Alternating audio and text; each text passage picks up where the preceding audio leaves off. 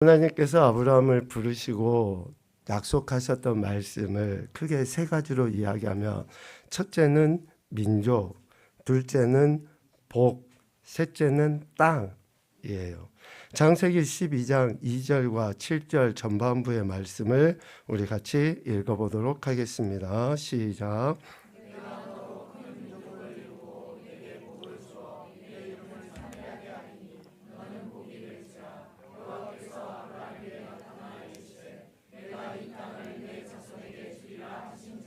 아멘. 하나님이 민족을 또 복을 그리고 땅을 약속하신 것을 한마디로 이야기하면 하나님의 통치하심 가운데 세워진 나라가 될 것이다 라는 약속을 아브라함에게 하신 거예요.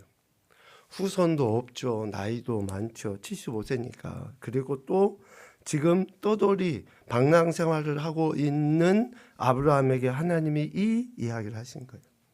큰 민족은 국민이죠. 그리고 복은 기준이에요. 기준. 즉 법입니다. 법. 그리고 가나안은 영토를 이야기하죠. 그러니까 하나님께서 아브라함을 부르시고 그와 그 후손에게 약속하신 것은 뭡니까? 나는 너희의 하나님이고 너희는 내 백성이다 라는 거예요. 오늘 여기 있는 저와 여러분은 하나님의 택함을 받은 인생들, 즉 하나님의 백성이라고 하는 엄청난 축복을 받은 인생들인 줄로 믿습니다. 아브라함이 그렇게 하나님의 엄청난 복을 받은 것처럼 영적인 아브라함의 후손인 우리도 이러한 큰 복을 받은 인생이라는 것이죠. 이것을 우리가 생각하고 살아갈 때에 지금 우리가 사는 이 땅의 삶이 조금 불편해도 또 조금 모자라도 또 뭔가 내 뜻대로 얼른 되지 않아도 하나님이 아브라함에게 하시고 말씀하셨던 것을 신실하게 이루어가셨다 그러면 오늘 우리에게는 어떠실까요? 우리에게도 약속하신 말씀대로 신실하게 이루어 가시는 거죠. 그래서 여러분 말씀을 천천히 읽어보시면 아브라함에게만 하신 이야기가 아니라 아브라함의 후손된 저와 여러분에게도 하신 말씀으로 믿어지게 될 줄로 믿습니다. 그것이 축복이에요. 오늘 신명기 12장 말씀에 보면 이렇게 하나님께서 택하신 백성인 저들에게 기대하시는 바의 말씀을 지금 모세를 통해 가르쳐 주시고 있습니다. 택함받은 백성이 어떻게 해야 되느냐? 오늘 12장 1절 말씀에 보면 너희가 평생에 지켜 행할 규례와 법도는 이것이다 라고 이야기해요. 그것도 어디에서요? 하나님께서 주셔서 차지하게 하신 땅, 즉 하나님 나라 백성으로서 살아야 될 삶의 모든 현장과 터전 속에서 우리가 어떻게 살아야 됩니까? 하나님께서 우리에게 규례와 법도를 주신 것대로 살아야 한다라고 가르쳐 주셔요. 이것이 백성된 저와 여러분의 사명임과 동시에 축복인 줄로 믿습니다. 여러분 왜 세상이 혼란합니까? 기준이 불분명하니까 혼란한 거예요. 이 사람 생각, 저 사람 생각, 이 뜻, 저 뜻 다 옳다고 이야기하고 조금 다르다고 하면은 폄훼하고 무시하고 비판하고 그러니까 계속 갈등이 끊이지 않고 일어나서 혼란한 거예요. 그냥 단순히 갈등 정도의 문제가 아니라 심지어는 해하기까지 하잖아요. 전쟁을 일으켜서. 또 아니면 남의 것을 그냥 그릇된 방법으로 취하는 그러한 일들도 종종 일어나게 되죠. 그래서 하나님은 택하신 백성들이 삶의 현장에서 이렇게 살아야 된다라고 말씀하시면서 크게 두 가지를 이야기해요. 첫 번째는 2절부터 4절까지 말씀을 통해서 저들이 살아야 될 그 땅, 즉 하나님이 쫓아내실 민족들처럼 행하지 말아야 된다. 악한 것은 본받지 말아라. 그 이야기를 지금 하시는 거예요. 하나님께서 저들을 살게 하실 그 땅, 그러니까 그들의 방식대로 하지 말아라. 여러 가지 방식이 있죠, 세상에는. 그런데 그 방식이 아니라 하나님의 말씀의 방식대로 행해야 된다. 이것을 가르쳐 주시기 위하여 출애굽기 20장에 이미 하나님이 첫 번째 계명으로 이야기했잖아요. 나 외에 다른 신들을 네게 두지 말아라. 왜? 하나님만이 우리의 하나님이시고 우리의 삶의 기준이시다라고 하는 것을 분명하게 하나님이 말씀하셨던 거예요. 그래서 하나님이 택하신 그 백성은 저들이 살아야 될 그 땅, 그러니까 어쩌면 지금 오늘 우리가 살아내야 될 이 땅, 이 세대 속에서 그들처럼 행하지 말아야 된다. 그들의 방식대로 살지 않아야 된다라는 것을 가르쳐 주시고 있어요. 그리고 또 한 가지, 이렇게 살지 말라라고 이야기하시고 하나님이 5절부터 7절까지는 이렇게 살아라 라고 모세를 통해서 말씀하십니다. 한마디로 이야기하면 하나님이 계실 곳으로 찾아 나와 하나님만을 섬겨야 한다 라는 것을 이야기해요. 저와 여러분은 어디에 있든지 또 어떤 상황에 처한다 할지라도 하나님만을 섬겨야 하는 그러한 존재라는 것을 잊지 않으셔야지 됩니다. 우리는 하나님만을 섬기는 인생들이에요. 이 분명한 생각이 있을 때에 악한 세대 속에서도 우리가 흔들리지 않을 수 있고, 또 조금 어려움이 있어도 불평보다는 오늘처럼 감사할 수 있게 되고, 진짜 모든 것이 하나님의 은혜입니다 라고 고백할 수 있게 되는 거예요. 우리가 하나님이 내 삶의 주인이시고 나를 구원하신 분이시라고 하는 그 인식이 얼마나 강력하게 우리의 삶을 지배하게 되는지를 우리는 우리 믿음의 선진들을 통해서 보고 배우게 되는 거죠. 순교는 그냥 어느 한순간 딱 맞닥뜨렸을 때에 할 수 있는 게 아니에요. 시시때때로 그 하나님이 나의 하나님이시고 내 삶의 주인이시라고 하는 그 고백이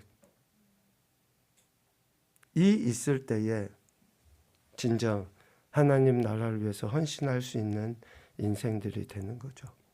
오늘 하나님은 모세를 통해서 두 가지를 말씀하셔요. 첫 번째는 자기의 이름을 두시려고 택하신 곳을 정해주셨다라고 이야기해요. 언제 어디서나 어떤 상황에서도 우리가 예배하지만 특별히 하나님의 이름을 두시려고 택하신 그곳에서 우상을 숭배하는 거나 또 세상의 풍속이 이렇게 침범하지 못할 구별된 그 장소를 통해서 우리가 순수한 하나님을 섬기는 신앙을 지켜가기를 하나님은 기대하신 거죠.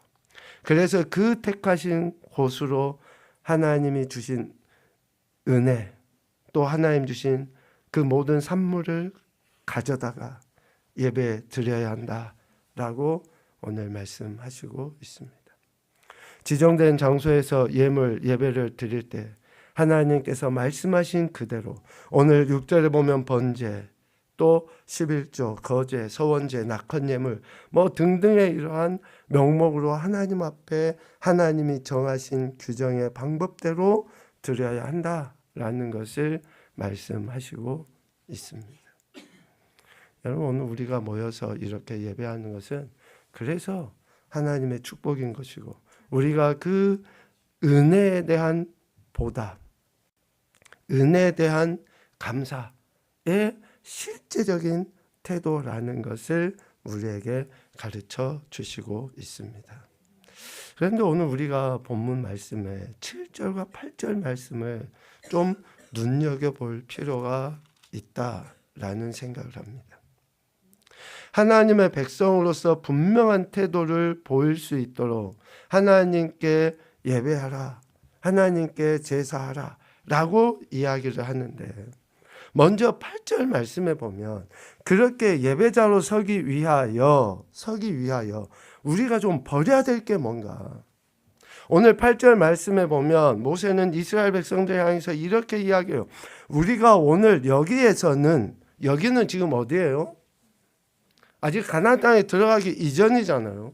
그러니까 가나안 땅에 들어가기 이전에는 각기 자기 소견대로 하였거니와 너희가 거기는 어디입니까? 하나님이 약속하신 가나안 땅에 가서는 그렇게 하지 말아야 된다 라고 이야기해요.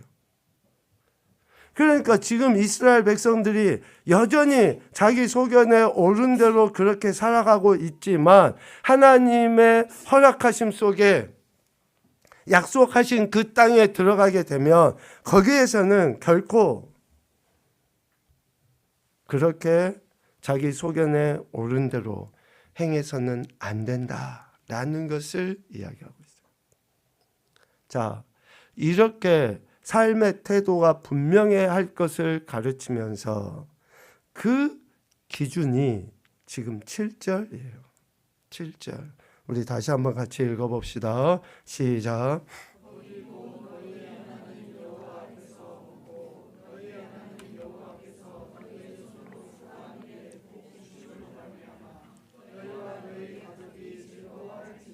아멘. 거기 곧 너희의 하나님 여호와 앞에서 하나님이 특별하게 정해주신 그 자리에서 각종의 예물로 하나님 앞에 예배 드릴 때에 너희의 하나님 여호와께서 너희의 손으로 수고한 일에 복 주심으로 말미암아.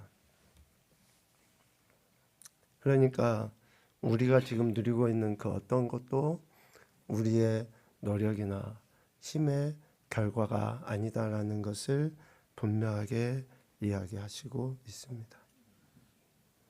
세상 사람들과 우리가 다른 이유가 뭐예요?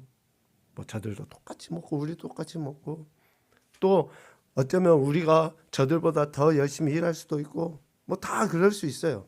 그런데 지금 우리가 누리고 있는 우리가 소유한 그 어떤 것도 단순히 나의 힘이나 나의 재주나 나의 능력의 산물이 아니라 하나님께서 복 주셨기 때문에, 하나님이 은혜 주셨기 때문에, 하나님께서 베풀어 주신 선물이기 때문에 우리는 그 하나님께 먼저 감사하고 찬양하고 영광 올려드리는 것이 저들과 질적으로 다르다라는 것을 이야기하고 있습니다. 그러니까 이스라엘 백성을 이제 지금까지는 자기 소견대로 했지만 하나님이 허락하신 하나님의 백성으로서의 삶을 살아가는 그 여정 속에서는 오직 하나님 아버지의 은혜에 대한 감사와 찬양으로 영광 올려드리며 살아야 한다라는 것을 이야기하시고 있습니다. 우리 항상교회 모든 성도들이 이러한 신앙의 고백으로 우리가 하나님의 자녀여 백성인 것을 삶 현장에서 나타내 볼 수 있기를 소망합니다. 여전히 우리의 생각대로 되지 않은 불합리하고 불공정한 세대인 것 같지만 공의와 정의를 하수의 강처럼 넘쳐나게 하시는 하나님은 여전히 신실하게 일하고 계셔요. 택하신 백성들을 통해서 그 일을 이루어가고 계신다라는 것을 잊지 않으셨으면 좋겠습니다. 우리 인생을 관계적인 존재고 또 공동체적인 존재로 지으신 하나님은 우리의 이 공동체 또 우리의 예배와 모임을 통해서 얼마나 하나님이 우리를 사랑하고 계시는지를 보여주시고 있습니다. 이 은혜를 꼭 기억하시고 남은 2달 또 내년이라는 시간이 우리에게 허락된다 그러면 더 크고 아름다운 은혜로 하나님께만 감사, 찬양, 영광 올려드리시는 우리 모든 심령들이 되시기를 주님의 이름으로 축복합니다. 아멘.